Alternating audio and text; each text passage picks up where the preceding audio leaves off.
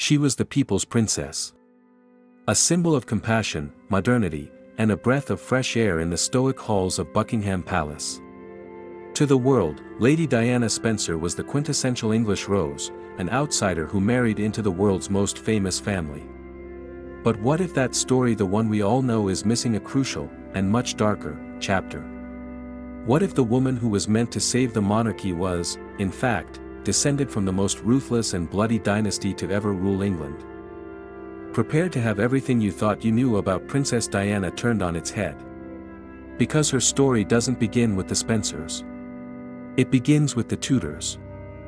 When Lady Diana Spencer was introduced to the world as the future bride of Prince Charles, she was cast as a relative commoner. Yes, she was an aristocrat, but the narrative was that she was from outside the core royal circle. This made her relatable, one of us.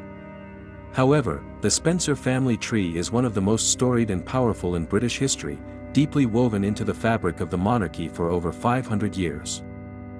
They weren't just landowners, they were kingmakers, advisors, and courtiers who navigated the treacherous waters of the royal court for centuries.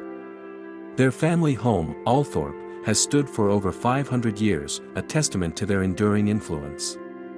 To understand Diana, you must first understand that power, ambition, and a proximity to the throne were in her blood long before she ever met Charles. This was not a fairy tale of a common girl meeting a prince, it was a merger of two powerful dynasties with a shared, and complicated, past. So, where does the Tudor link come in? The path is not a direct, pristine line. It's a winding road filled with scandal, secrets, and illegitimate children, which makes it all the more fascinating. The primary connection comes through the Stuart dynasty, the family that took the throne after the last Tudor monarch, Queen Elizabeth I, died childless. Princess Diana is a direct descendant of King Charles II, the merry monarch who ruled in the 17th century. But here's the twist, Diana doesn't descend from his wife. She descends from his long-term mistress, the powerful and cunning Barbara Villiers, Duchess of Cleveland. Diana's ancestry runs through their illegitimate son, Henry Fitzroy, the first Duke of Grafton. This fact alone is remarkable. It means that while the current Windsor line descends from the legitimate heirs of the Stuart kings, Diana's lineage and therefore, the lineage of the future King William carries this wild, unsanctioned royal bloodline. It's a hidden stream of royalty, flowing just beneath the surface of official history. To find the Tudors, we have to follow this Stuart line back even further. King Charles II's great-great-grandmother was the legendary Mary, Queen of Scots. And who was Mary's grandmother? None other than Margaret Tudor. Margaret Tudor was a pivotal, yet often overlooked, figure. She was the eldest daughter of King Henry VII, the very first Tudor king, and the sister of the infamous King Henry VIII. Margaret was a true Tudor princess, passionate, ambitious, and politically savvy. She was married off to King James IV of Scotland to forge a political alliance, a union that was called the Union of the Thistle and the Rose. It was through her bloodline that the Scottish Stuarts eventually inherited the English throne. And it is through her that Princess Diana and her sons, Princes William and Harry, are direct blood descendants of the founder of the Tudor dynasty. The same blood that ran through the veins of the tyrant Henry VIII and the virgin Queen Elizabeth I flowed in Diana. The parallels between Princess Diana and her distant Tudor relative, Anne Boleyn, are nothing short of chilling. Both were charismatic women who were seen as outsiders when they married into the direct line of succession. Anne, the second wife of Henry VIII, captivated a king and tore a country away from its religion. Diana, centuries later, captivated the world and challenged the traditions of a 1,000-year-old monarchy. Both women were celebrated for their style and intelligence, wielding immense public influence. But they also faced intense scrutiny and hostility from within the royal establishment. Both produced a male heir who would one day be king, securing their place in history. And tragically, both were ultimately cast aside by the royal system they sought to modernize, meeting devastatingly premature ends. It's as if Diana's life was a modern-day echo of Anne Boleyn's Tudor tragedy, a haunting reminder that for women who challenge the crown, the path is often perilous. The Tudors were known for their fiery temperaments, their intense passions, and their unshakable self-belief. Henry VIII was a charismatic monster, Elizabeth I was a political genius with an iron will, and Mary Tudor was driven by a religious fervor that earned her the name Bloody Mary.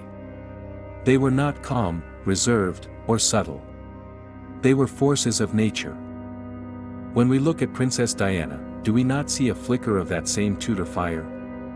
Her famous emotional openness, her defiant television interviews, her passionate charity work, and her refusal to go quietly when her marriage collapsed, these were not the actions of a typical, restrained royal. She was a rebel who operated from the heart, a trait that both endeared her to the public and terrified the establishment. Perhaps this wasn't just her personality, perhaps it was an echo of her ancestors, a genetic inheritance of Tudor passion and defiance. This ancestral connection has profound implications for the future of the British monarchy. Prince William is not just the heir of the House of Windsor. Through his mother, he is a direct descendant of the Tudors and the Stuarts in a way his father is not.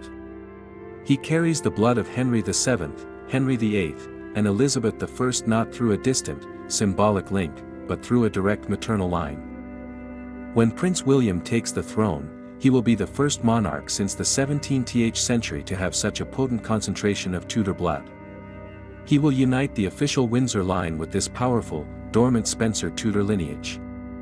In a way, Diana's legacy is not just in her memory or her charitable works, but in the very DNA of the future king. She didn't just give the monarchy an heir, she gave it back a piece of its most formidable and foundational past. With a family tree this dramatic, it's no surprise that whispers of curses and ill fortune have followed the Spencers for generations. The family has seen its share of tragedy, broken hearts, and early deaths. This Spencer curse, as some have called it, seems to strike those who get too close to the sun, the ones who brush with immense power and fame. The Tudor dynasty itself was famously fraught with paranoia, betrayal, and bloodshed. It's a legacy of great triumphs and even greater tragedies. Is it possible that the misfortunes that befell Diana were not just a modern media tragedy, but the continuation of a dark pattern, a shadow passed down through centuries of turbulent history? A legacy where great power comes at the ultimate price. Ultimately, Princess Diana's story reveals a fundamental truth about royalty: it is an intricate, tangled web. The idea that she was a commoner was a convenient fiction. Her ancestry placed her firmly within the European aristocratic and royal network. Besides the Tudors and Stuarts, her family tree includes countless dukes, earls, and influential figures.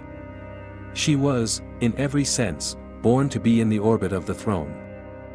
Her marriage to Prince Charles wasn't just a romance, it was the culmination of centuries of the Spencer family's proximity to power. It was a destiny written in bloodlines, a story of ambition and legacy that stretched all the way back to the bloody, brilliant, and unforgettable age of the Tudors.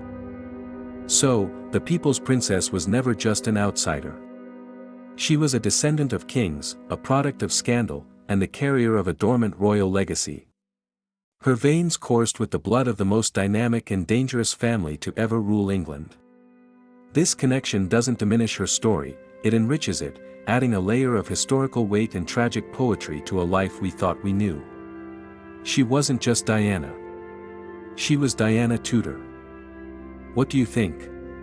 Does this hidden Tudor connection change the way you see Princess Diana and her legacy? Share your thoughts and theories in the comments section below. We'd love to hear from you. If you found this journey into the dark corners of royal history as fascinating as we did, please give this video a thumbs up and share it with another history lover. And, of course, make sure you subscribe to our channel and hit that notification bell, so you never miss another exploration into the secrets of the past. Thanks for watching.